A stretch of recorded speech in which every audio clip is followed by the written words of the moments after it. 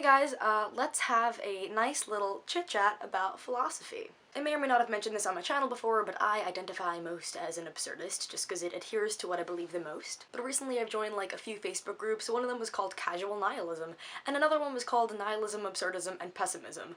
And I guess I saw a new side of these philosophies that I'd never delved into before. These groups were just like riddled with cynicism and like all of these jokes about death and suicide, and I was genuinely confused because that's not the perception of these philosophies that I have. So I guess I just want to like chat about what absurdism and nihilism mean to me in the positive light that I view them. So this trio of philosophies that I associate together, existentialism, absurdism, and nihilism, are all based on the same general idea that life has no inherent meaning. And that one base idea can be very daunting to a lot of people because we, I think as humans, a lot of time have this idea that we want to matter, but it can be also very inspiring. I guess I'd like to start my whole side of this with a story from my freshman year of high school. My house was affected pretty badly by Hurricane Sandy, and my family was staying with my grandma, but my dad was still at my home, just like taking things off the floor and putting them on higher tables because like my downstairs was flooding, and all of this was going on. It's midnight or 1 a.m. at this point, and you know, like the natural, visceral reaction is to be scared and upset about this, and I'm lying in bed and I just had this weird click in my head that like, wait a second, this doesn't matter. The fact that that event didn't matter to the world gave me the freedom to believe that it didn't have to matter to me. Of course it was going to affect my life, but because it had no grand meaning, it didn't have to have meaning. And while I wasn't sitting there like laughing my ass off because my house was flooding, it just gave me the freedom to be not afraid and to be free. Freedom is the word that I associate most with these philosophies. A very different situation but similar mindset happened to me this semester. I got a C/C+ on my first paper in a class, which like isn't the first grade you want to get in a class, and after a solid like 8 minutes of crying I realized, wait a minute, I don't matter.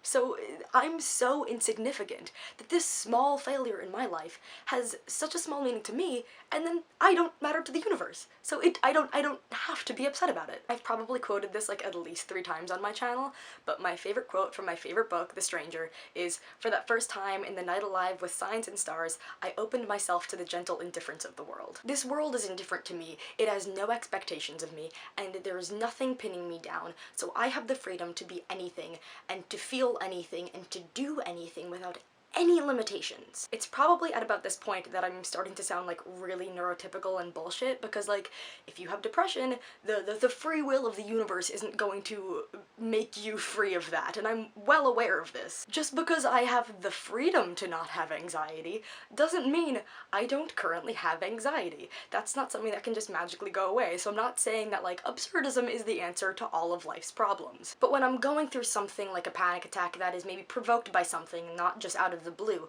once I calm my physical body down, the mental processes of these philosophies are something that help calm me down from this, because I'm able to logic myself out of certain things. Now I also want to talk about death, because I'm really interested in death. So I was reading this piece this semester for my creative nonfiction class by Claudia Rankine, and I came across this line: "The lump was misdiagnosed a year earlier. Can we say she might have lived had her doctor screwed up? If yes, when does her death actually occur?" So like, this goes off the idea that like, if you're given a diagnosis and you say you're gonna die in 3 months, does the person die at the time of that diagnosis, knowing how much longer they're going to live? Which of course me, like a pretentious dick overall and every day, got me to thinking, well, you have one guarantee in life that you're gonna die. You have like a newborn baby, you're like, hello, you're gonna die one day, and that's the only thing you're guaranteed. So that person who has this diagnosis are guaranteed death. We, right now, are guaranteed death. So when do we die? Is the time of your death when you're finally guaranteed it? Because if so, then you're pronounced dead the second you're born. And I know this is extreme and I know it's kind of bullshit, but it's interesting to think about. But which got me to thinking that there are no expectations of a dead person.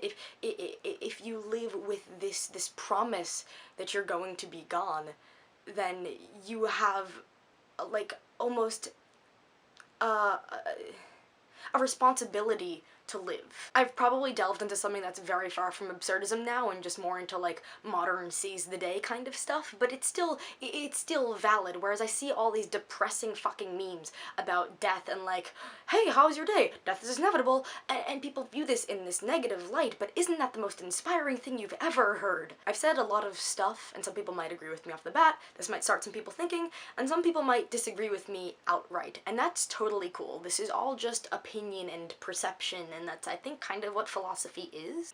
One thing I do want to say when wrapping up is that, like, I don't think absurdism is like the philosophy that everyone should live by. I have best friends who get through every day because they believe that what they do matters, and that's important to them, and I would never try to go against that. I wouldn't be like, well, sorry buddy, hate to break it to you, because if what someone believes helps them be a better person, helps them with what they want to do, then there's nothing wrong with that. It's just I was introduced to these philosophies at a time when I really wanted to die because I wanted to matter so badly, and then the realization that I didn't have to strive towards that because I'd never achieved that gave me this new lease on life that I didn't know I had. I'm not even kidding when I say the two things that got me out of being suicidal in the 9th grade were medication and philosophy, and I think that's really remarkable. So if nothing else, I hope this sparks some kind of thought. If you think I'm batshit insane, that's also totally cool, and I respect you